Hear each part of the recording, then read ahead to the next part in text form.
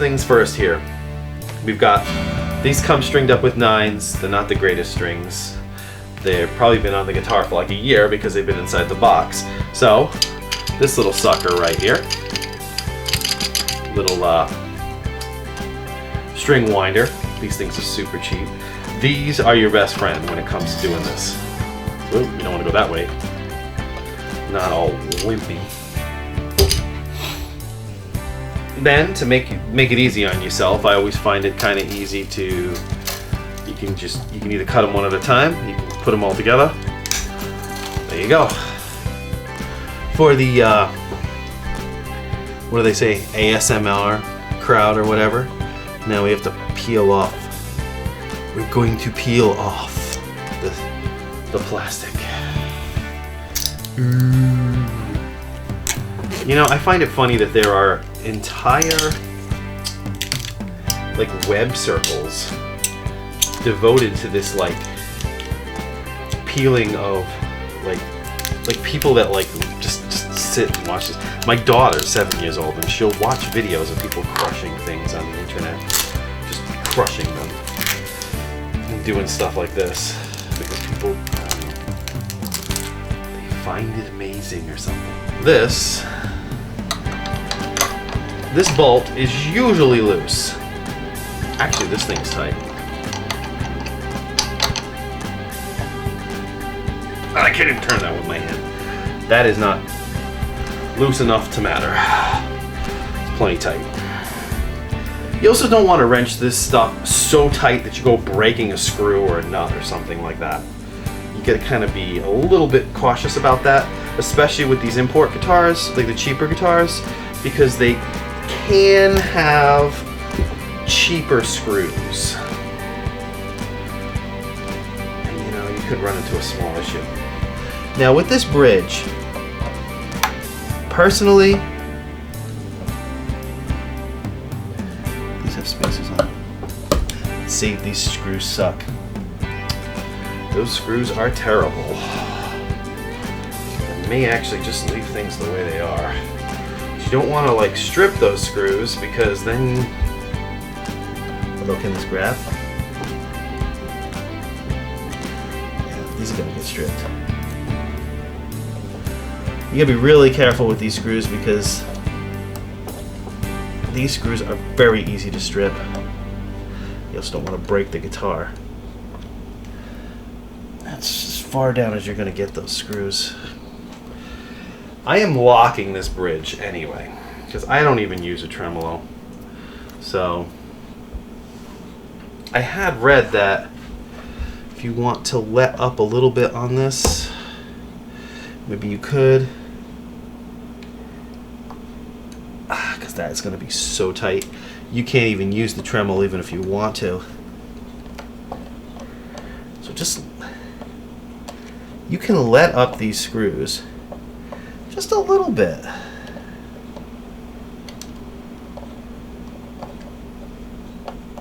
Yeah, once you've actually started moving them around a little bit, they're not as hard to turn. I am not a freaking authority on Strats. Aha! So where you really want to have those screws tight, if you want this up against the body, is you want to have them tight on the ends. So that's probably why these two ends were tightened down at kind of as tight as they could go. So put those down until now that's decked right to the body. Keep the middle ones up just like that. They were pretty much right out of the factory. It was fine, but it's good now that I understand. The good thing about doing this type of stuff too, you know, as long as you're careful and you don't go breaking something, is that you kind of learn things in the process. You learn, oh, this is the way this goes. This is how this is supposed to be. You know, this is what this is. Ooh, that's not good. These saddles, and when I get into cleaning up the frets and stuff, I may give these a little bit of a brush over. You tend to get, so one thing I'm not a huge fan of are these classic style saddles, you get little divots in them, and the string gets caught in the divot. If it's not nice and smooth, then you might hear a little bit of a sitar ping to the sound of the strings. But as of right now, I think this is pretty good. That's locked into place. Does this have bolts on it? No, these don't have bolts. Some of your tuners will have bolts on the outside that you can tighten. That little string tree thingy can be tightened. Not really sure how that even goes on there, but you can tighten it a little bit if you want to make sure it's into the body good. Some people replace these little circular string trees up at the top over here. There's a little circular one. Some people will replace it just because they don't like it. I'm just making sure it's tight. All right. So now what we want to do is let's flip it over.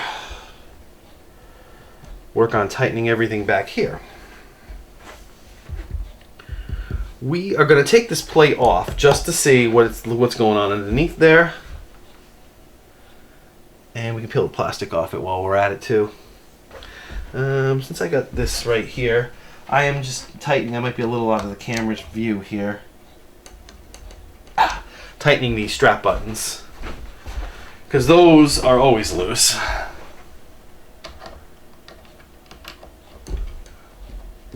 That one was a little loose. So far though, everything I've tightened, nothing has been stripped.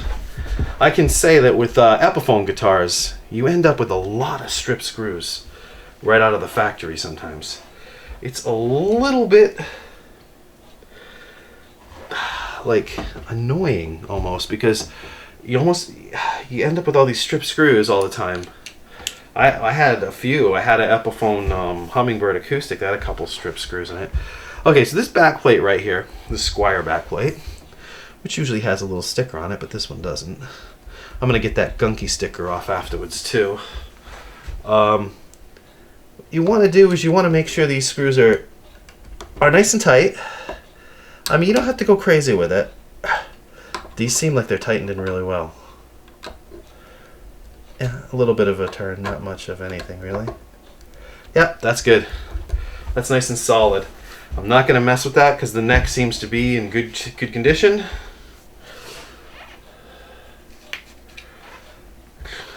Honestly, this is what you should do with a new guitar. Any new guitar you get, you should go through this process with it, because yeah, you should. I gotta get a little screwdriver to tighten those in a minute, but I am going to take off this back plate.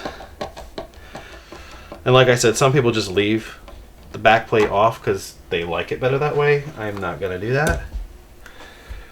This thing is decked in there nice and tight. This looks good. These are cheap metal. These little screw plates right here are kind of crappy cheap metal. The block, you can replace this. You can put a better block on it. You can screw a thicker, heavier block. Honestly, this thing is wrenched right in there to the... They have the claw all the way up, which means this thing is decked right to the body. So you could back it off just a tad to give yourself a little bit of trim. Alright, this one's got a little plastic on it. Let's do this and peel it off. This is easier because there's no screws. Ready? Ooh. I don't know, I'll probably get more views on that than I do on anything else I do. Alright, so that's nice and clean now.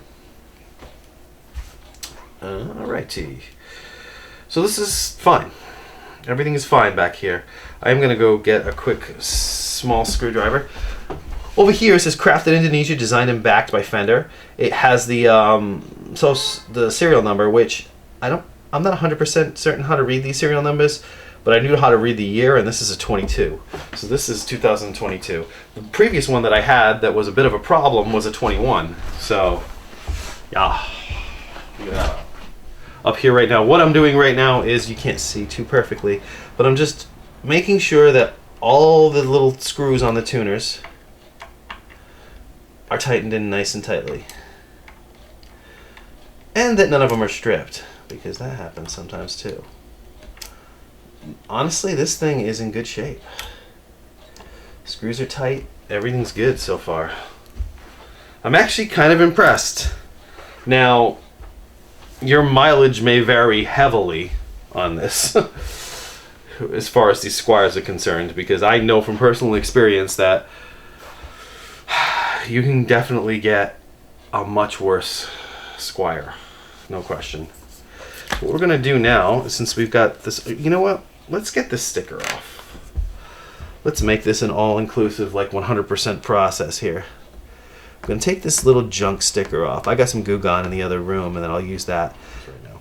But I am gonna go around, and I'm going to just kind of lightly tighten all the screws that are on the pick guard, because they're usually a little loose. This switch doesn't feel half bad. It could be cheap in there, but it really doesn't feel that bad. And I'm not going to take the pick guard off just to see what's underneath it, because that's just a pain in the ass to get back on. See, these screws are all just a little bit loose. Trying to do this without scratching up the body.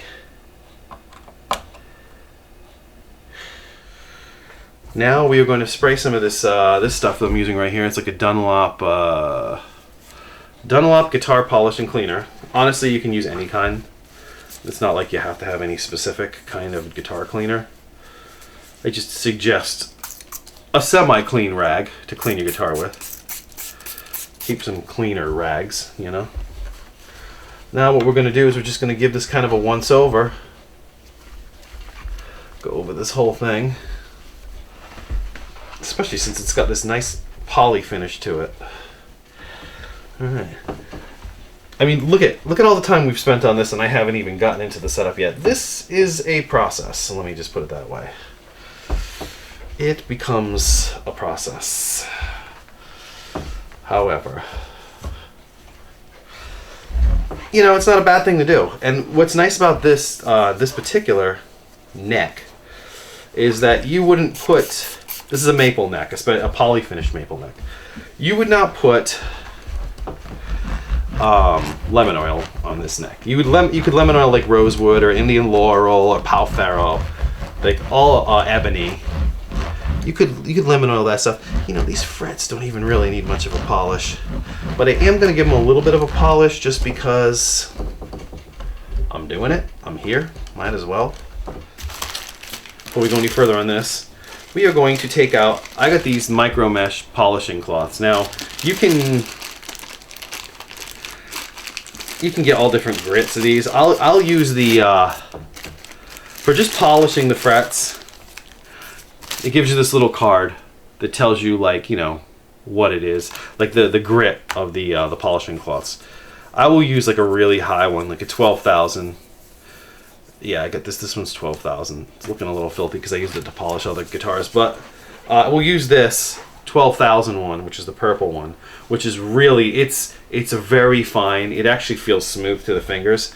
But what I'm gonna do with this is I'm gonna take this. You're just gonna rub your frets like that. Just, you don't have to be like super aggressive about it, but you'll notice you get a good amount of residue will come off, and by doing this, you're essentially just shining your frets up, and you're getting rid of that grizzliness that you get from just from the factory. Where these springs are, there's a claw right here. I don't know if you can see that too well in the video, but there's a little claw right here. It's got two screws.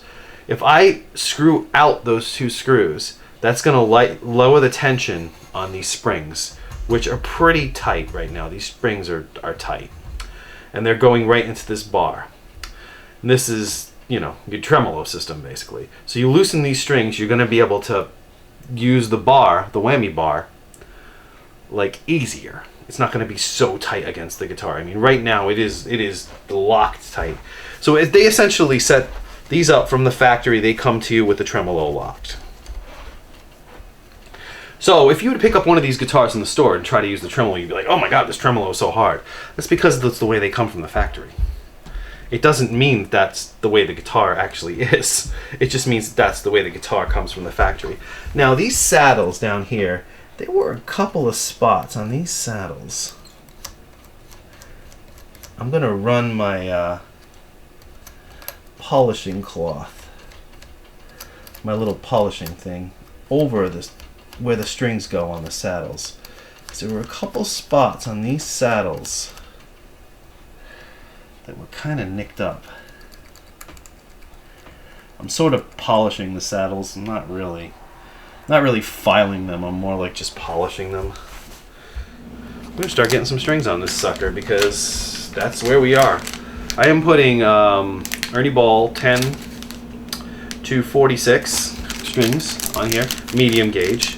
The green pack. It's what I like to use for strings. It's what I always use for strings.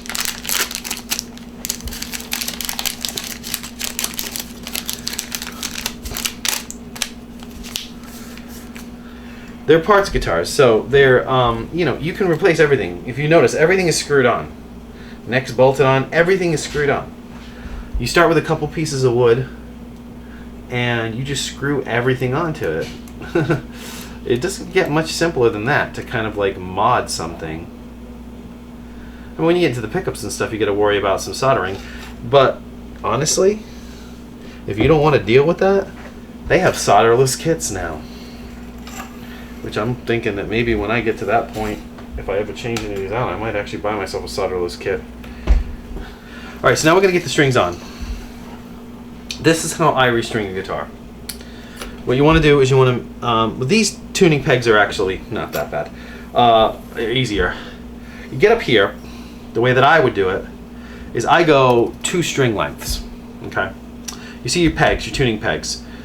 At the tuning peg, you pull your string, you know, not tight, but you know, snug, and line it up with the first tuning peg.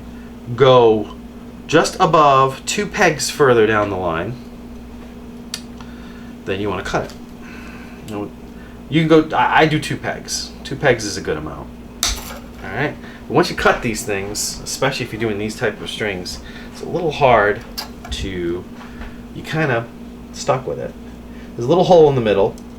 Just shove the string down the hole, push it down away from you, going in that direction. Grab your string winder, hold it, try not to scratch up the body in the process.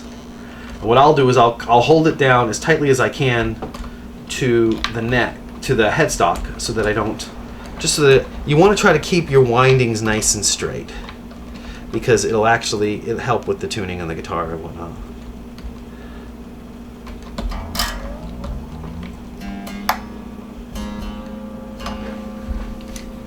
And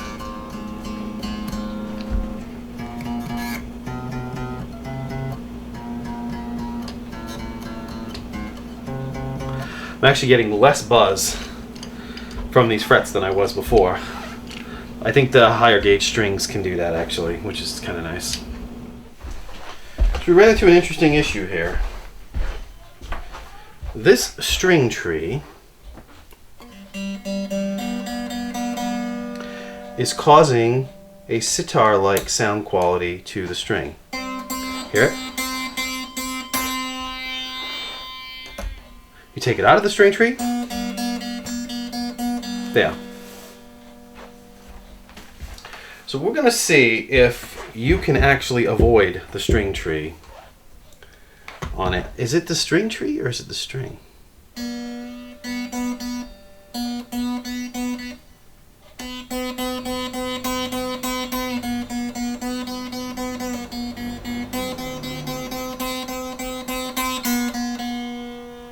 It's probably the nut and the string tree together. Okay, so we finally get to the end of our saga here. As you can see, this is the SQUIER Classic 50's Classic Vibe Strat. I don't have the tremolo on here. It's set to be decked out right now. I've done a complete setup on this guitar. First thing I'll tell you, I brought it to after the last video, and I was getting that ping in the high E, which is perfectly fine now. I brought it to a local luthier store called Fairhaven Frets in Fairhaven, Massachusetts, because this guy's really nice, and I knew all it needed was a little bit of like work in the nut slots. The nut slots needed to be opened up a little bit, but I don't have those kind of tools to deal with that. So what he did was this nut right here. He took his little nut file, opened them up a little bit, made sure they were the right height from the frets, double check that. He also said that the neck wasn't perfectly straight with the body, so it would help to have a shim. So he just unscrewed this, stuck a piece of sandpaper in here, unscrewed the back plate here, stuck a piece of sandpaper in here, straightened the neck out, like stuck it right in there, tightened it back up, good to go.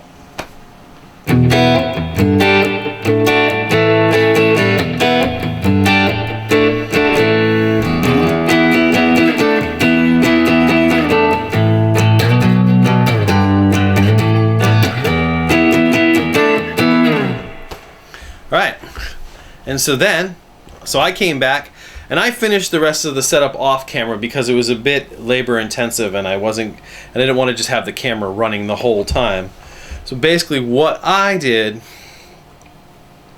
was I adjusted these saddles right here. I adjusted them because the type of height, I go for about 5/64 on the low E and 4/64 on the high. That's what I'm comfortable with. So what I did was I adjusted that, and then you got to adjust what they call the radius, which is the curvature, so it matches the curvature of the neck. I have a little radius gauge, like a metal tool, that's 9.5 radius, it matches. But basically what you can do is, if you say you're going 5/64 on all the strings, okay? You can just measure 5/64 on every single string all the way across. Well, except for your high E, because if you want to go a little lower on your high E. But generally, and that usually matches the radius perfectly. Very, very close. Perfect enough. So we got this all squared away. We got our radius angle set up. We've got everything set up here. I had to do the intonation, which, if you notice, these little screws are right here underneath the bridge. What you should do is you hit your note, your E. Make sure that's in tune, and at the 12th fret, you hit the same note. Then what you want to do is you want to check that with a tuner and see if it matches E. If it's a little bit sharp, then what you're going to do is you want to adjust this screw so that the saddle pulls backwards. If it's a little bit flat, you want to adjust the screw so that the saddle pushes forwards. And you just do that with every string until you get, you know, nice in tune, which is still, I think my strings are still a little bit, they're still adjusting because there's a brand new strings. I put a set of 10s on here, which you saw.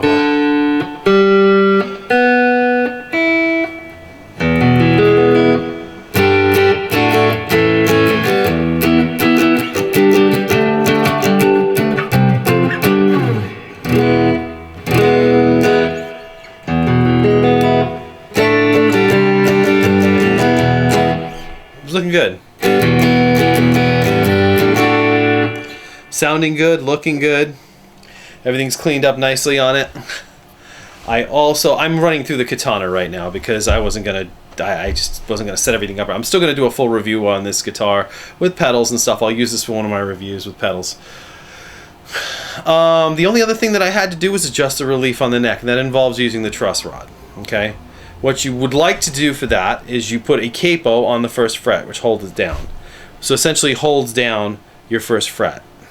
Then you want to hold down the very last fret, and you want to look in between around fret 7 and see if there's a little bit of like space between the top of the fret and the bottom of the string. The easiest way to do this is when you got this capoed, you hold this and then you use like an automotive feeler gauge. It's a little slim piece of metal and they have measurements on them.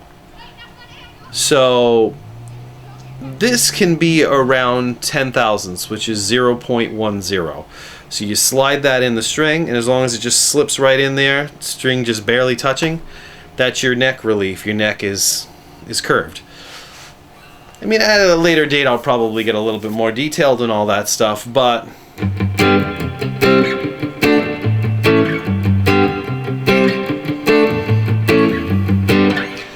I think the journey with this guitar has been going on for long enough. It is set up as good as it's ever going to be set up, which is actually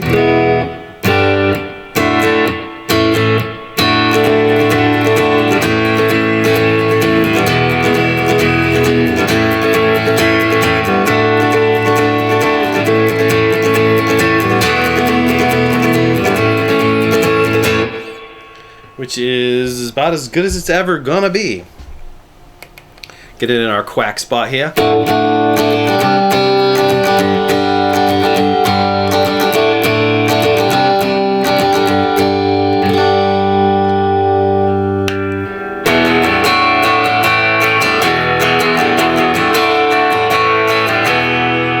That nice attack right there. I also adjusted the pickups. Fender spec for these type of pickups is 6/64. What that means is that you hold the string down at the top, hold your high E down at the top of your low E at the last fret. You measure the distance from the top of the pole piece to the bottom of the string. Fender says 6/64 is good all the way across. You do the same, you hold the bottom high E, 6/64 all the way across. Now that's standard. That's their standard spec. So what you probably would want to do with that is you can adjust it to your own personal taste. I tend to find that the factory settings usually work pretty good for me. But yeah, all is good for now. We're going to do a little more review on this guitar at a later date, but the journey has been completed, thankfully. I am going to, I'll play out here, make sure I'm in tune. Strings are still slipping a little bit because I just changed them. They're all new strings.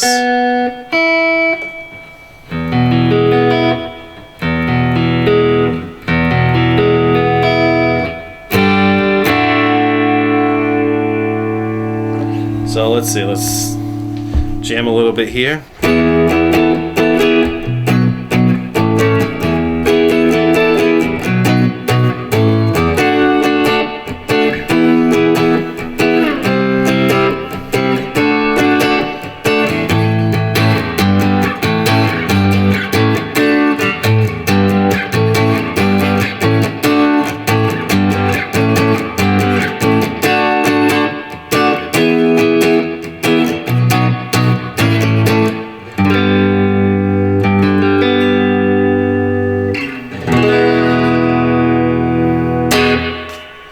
Like, subscribe, share a comment, share it, do whatever you want to do. Thanks for going on this journey with me, and more videos to come. Take it easy.